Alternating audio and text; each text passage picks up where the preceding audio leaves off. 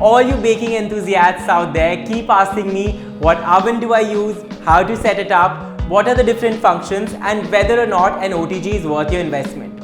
In today's video, I'll be answering all the questions related to different aspects of baking in an OTG. So bring your notepads out, let's get started.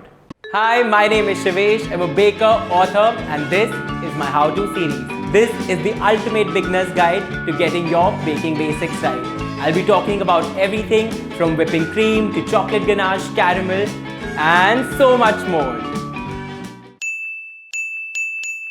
So let's first start by answering what is the best oven out there in the Indian market. Now, to be honest with you, over the last 3 years, I've used ovens from 3 different brands. When I started out, I was using a Bajaj Majesty, which was a very small oven. I then started using a Borosil Prima, which was a 42-liter oven, medium sized. I actually used it for a long time and absolutely loved it. And I recently upgraded to a slightly bigger 52-liter oven from Morphy Richards, which also so far has been working great for me. So if you're planning to invest into an OTG, try getting one from one of these popular brands, because I've tried and tested all of them and I'm telling you they work very well. But let me also tell you one more thing. More than the brand of your OTG, what is more important is how well you understand your oven. And that's exactly what I'll be helping you with today. Now the other complicated aspect of an oven could be the capacity. So अगर आप oven ले रहे हैं तो कौन सी capacity का oven लेना है? And I think that should depend completely on your baking needs. It's very important to understand your own usage. Are you baking for yourself and your family, or are you baking professionally for a baking business? Oven sizes usually range from about 20 liters to 60 liters. So the 20 to 28 liter ovens are usually categorized as small ovens. इसमें you can only add in one tray at a time, और आप इसमें 6-inch cake एक बारी में bake कर सकते हैं. So at one time you could probably bake about 4 cookies in it. So I think this oven is great for your personal use, or say about for a family of 4. Ovens of the capacity of 30 to 42 liters are categorized as medium-sized oven, which I have used for the longest time. The third category is from 45 to 60 liters, which are larger ovens. The one that I'm using right now fits into the large oven category, and the major difference that I've felt is in terms of the width of the oven. So all the information that I'm sharing today, I'll be demonstrating it on the oven that I use, which is the Morphy Richards oven, but you can apply these tips to absolutely any oven that you use in your own kitchen. Now let's start by talking about the accessories that come with the OTG. You get several accessories, but the two that I use most frequently is the baking tray and the cooling rack. So this is the baking tray that comes with the OTG. It's a great conductor of heat, so you can use it for making your cookies, macaron shells, or keeping your tart pans on it. And this is the cooling rack. So whatever you're making, any desserts, either cookies, cakes, or brownies, it's very important to cool them completely once they're out of the oven, and this is where this wire rack comes into place. The oven also comes with a removable tray at the bottom, which ensures easy cleaning of the oven.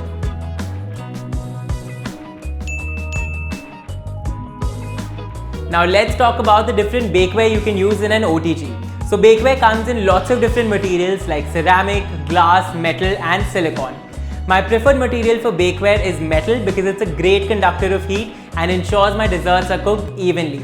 I try avoiding ceramic or glassware while baking because they don't heat up evenly and lead to inconsistent color and cooking. I also don't prefer using silicone. While it's great to demold desserts and it happens like magic, they don't give my cakes that golden brown color on the edges, which I really like.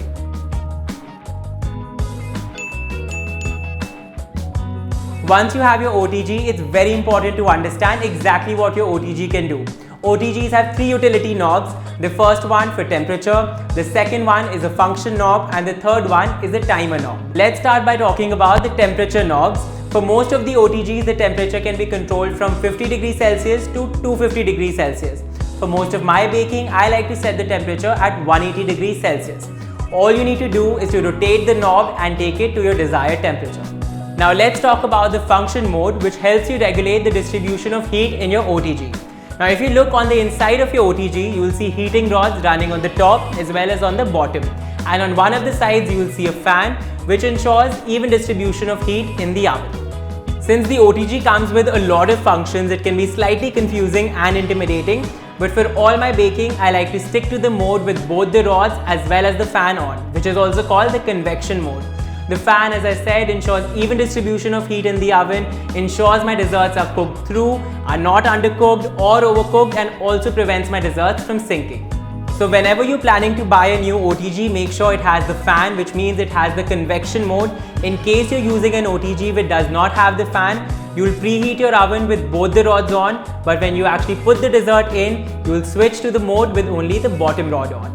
Also, for OTGs that do not have a fan, one more thing you need to do is when you're halfway through the baking time, you need to take your baking tray out, rotate it and put it back. This ensures that your dessert is cooked evenly on both the sides. The third knob on your OTG is the timer knob, which helps you set the time for baking. Once your knob comes back to 0 minutes, it means that the time that you had set for baking is over and your oven will start cooling down. This is when you also hear a ting sound. Now coming back to the point where I'd mentioned that you need to understand your oven, also remember that whatever recipe you're following, the time given in that recipe is indicative. So for example, if I mention my cake gets done in 30 minutes, you need to start checking on your dessert in about 25 minutes.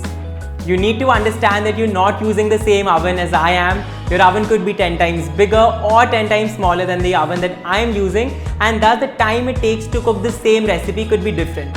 So if you feel that usually the time mentioned in the recipe is 30 minutes but your cake ends up burning at 20 minutes, it means your oven's much hotter and you need to set the time accordingly.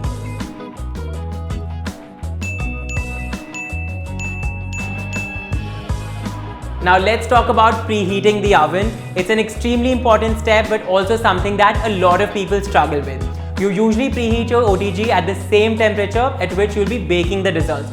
So for example, if I have to bake my cake at 180 degrees Celsius, I'll preheat my oven at the same temperature. This ensures that once my dessert goes in, my oven is already at that temperature and my dessert starts cooking immediately.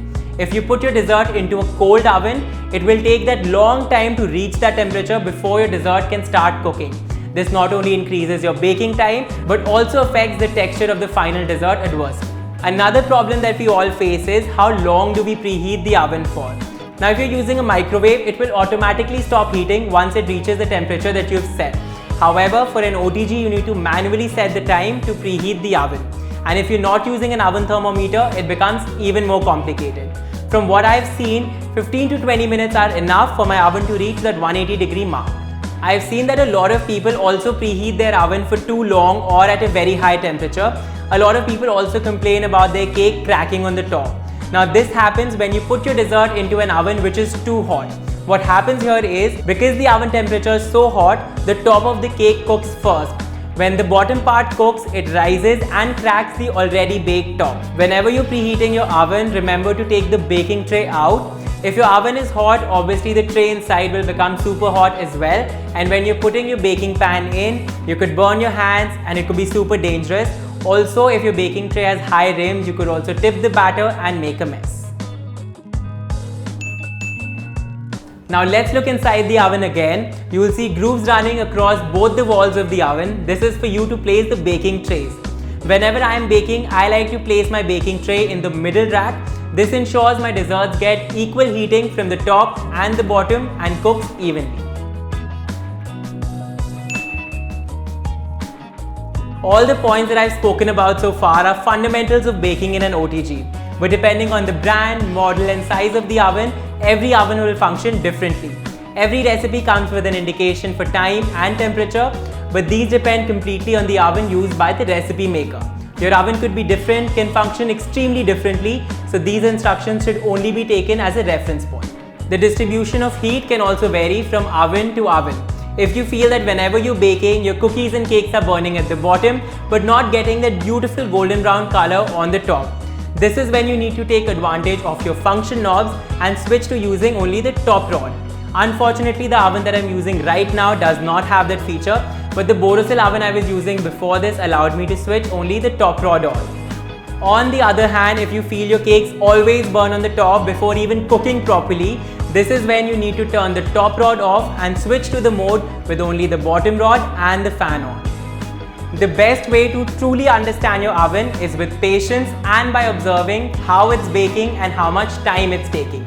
All of this comes with practice. The more you use your OTG, the more confident you will get with using different settings and features of your oven. I hope with this video I was able to answer a lot of your questions related to baking in an OTG. In case you still have any questions, you can leave them in the comments below and I'll pick them up in the part 2 of this video. I'll see you guys next week and we'll talk more about the how-tos of baking. Until then, happy baking and take care.